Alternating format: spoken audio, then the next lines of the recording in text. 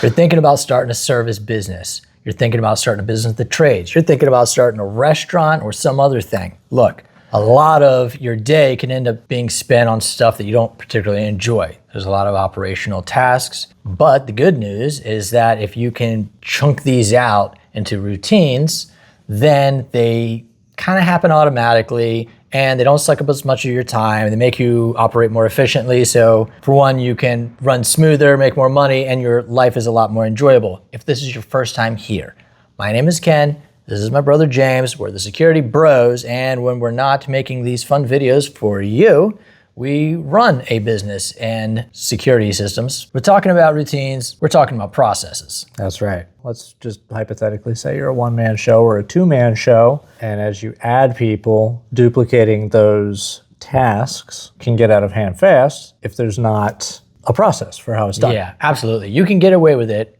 if it's one person or if it's two partners. Yeah. You both know what you're doing. But the second that you try to grow and you do more business, you're going to need some processes, and if you hire employees, you absolutely have to have the process. Coming up with a process can be very difficult and time consuming. Oh yeah.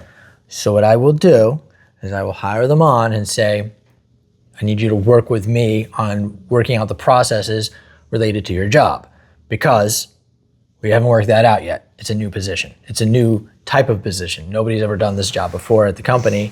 And most people are pretty cool to work with me on this. There was an employee and they were gonna do some admin work for us, and they were approving time entries from technicians. And I said, okay, with this time entry, if it's billable, you check the billable box. If it's not billable, you don't check the billable box.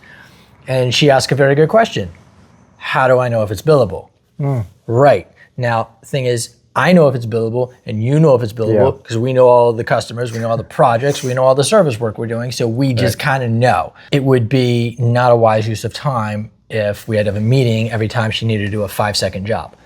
Right, so how would she very easily know? Sometimes I would know the answers to these questions right away. They would be obvious, but sometimes I had to think about them. Sometimes I had to adjust workflows with you and me and other people so that these people would know what to do at that right time. Yeah. Which means that to build a process for this person in this role, I have to take sometimes all the other processes into account. That's what makes this so difficult.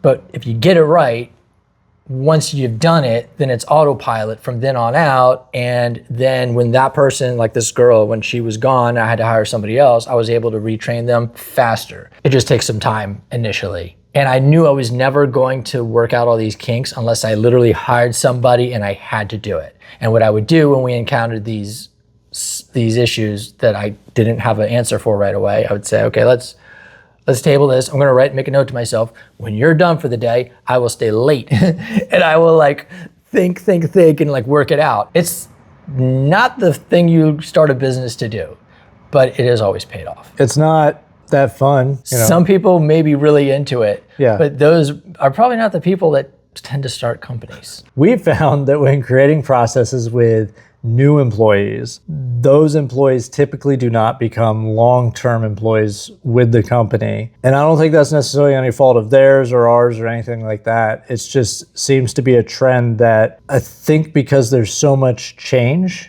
and it's kind of like the people that go to work for a startup. And then when the startup becomes a fully fledged company with rules and all of these processes and like, you know, hierarchy and all that stuff, they're like, this isn't the same vibe of the company that I once loved. Once you have a process created, it's possible that it may shed light on certain areas for improvement with that employee.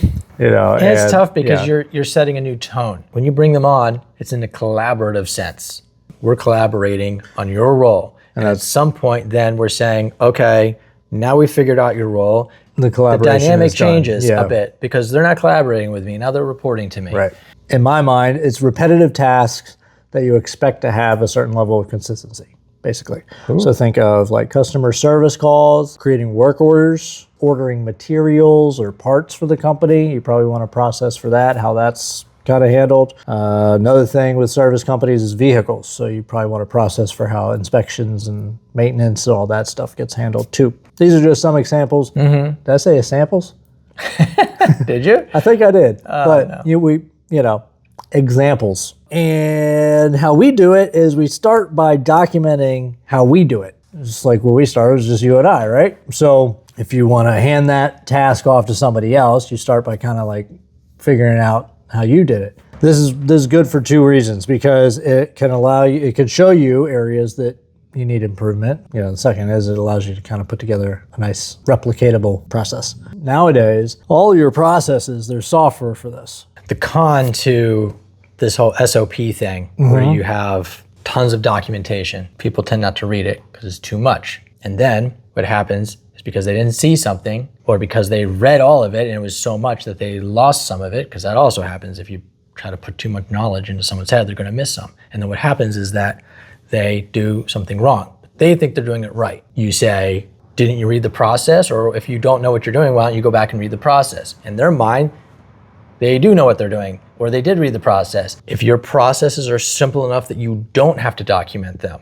like they're that simple that you can just remember the process. You bring someone on new, you tell them the process, they learn it, great. It's so little that it can be remembered. In some ways, you might actually have a smoother workflow. Now, obviously having a documented thing is nice, because when you bring someone on new, I think it's less like you bring them on a new person and say, just go read it. That's not how I do it. I work with somebody from start to finish on what they need to do. And then I will treat the SOPs as a reference. Right. If you forget it, you can look it up. But for the first month, I will work with you every day. And I will what I do, if somebody's a direct report to me, is I gradually work my way away from them, less and less time with them. So what I like to do is I'll work with them side by side at the same desk. And throughout, say, a month, I then switch to a desk farther and farther away. And then eventually I'm like down the hall. On the other side of the room. And then it's like, you can call me and I'll be like down the street. And then like the farther off I can get. And then eventually it's like, I'm in another country. It's not like, here's a giant binder of stuff. Right. You know, just read it like a robot. By the way, here's the other thing about processes. The more processed out a job role is, the more it changes the type of person that's going to be a good fit for that role. Somebody who loves having everything down, step 1, 2, 3, we do everything exactly in certain ways. The kind of people that really enjoy that is not going to be the same kind of person that enjoys having more liberties and using their creativity to do a better job. Like somebody who wants to like put their mark on something, they don't want all that. That's so like if you want somebody to pick up the phone and say, hey, welcome to my company, like where do you need a service person sent?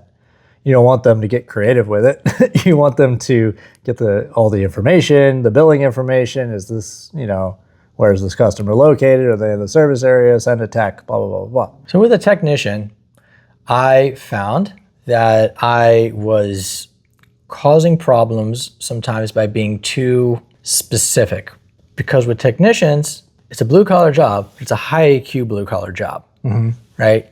And people think differently, and they arrive at the same thing in slightly different ways. Yeah. We've seen this with like the type of wire stripper people like to use. Basically, a wire stripper, it allows you to take off the jacket off of a cable, and different cables are different widths. So in order to do that, they have different like cutting sizes on the wire strippers. I prefer this like one cutting tool that doesn't have different sizes. It's very small, has one blade, and I do it by feel. Some people don't like that.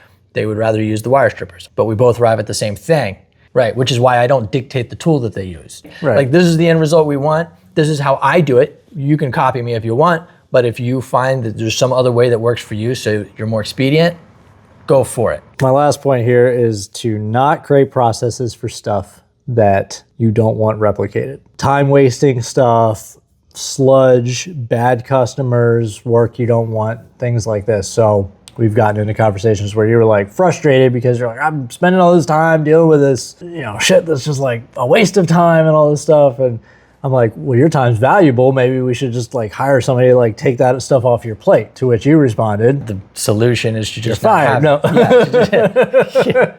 we're just not going to have the problem. Right. Stop having the problem. You're like, well, I'm going to deal with this now, but the goal here is to just not do that stuff anymore. We're not going to have that as part of the business. So instead of hiring a team of people to deal with this stupid problem, just don't have the stupid problem. Don't make a process for the stupid shit. Elon Musk said something, maybe it's the exact same thing, or maybe it's similar.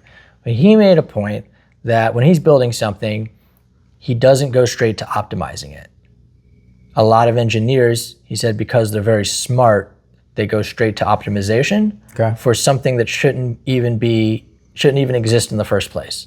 Yeah, it would be a little bit like if you had a bicycle with square wheels and you were like, how can we optimize the square wheel? It's not even beneficial to the company, but because the company does it, we assume it's legitimate. So you're sitting there trying to figure out the best way to do it or exactly how you want it done, and you just end up not doing anything. Just sitting around thinking about how to make it as good as possible instead of good enough, you know?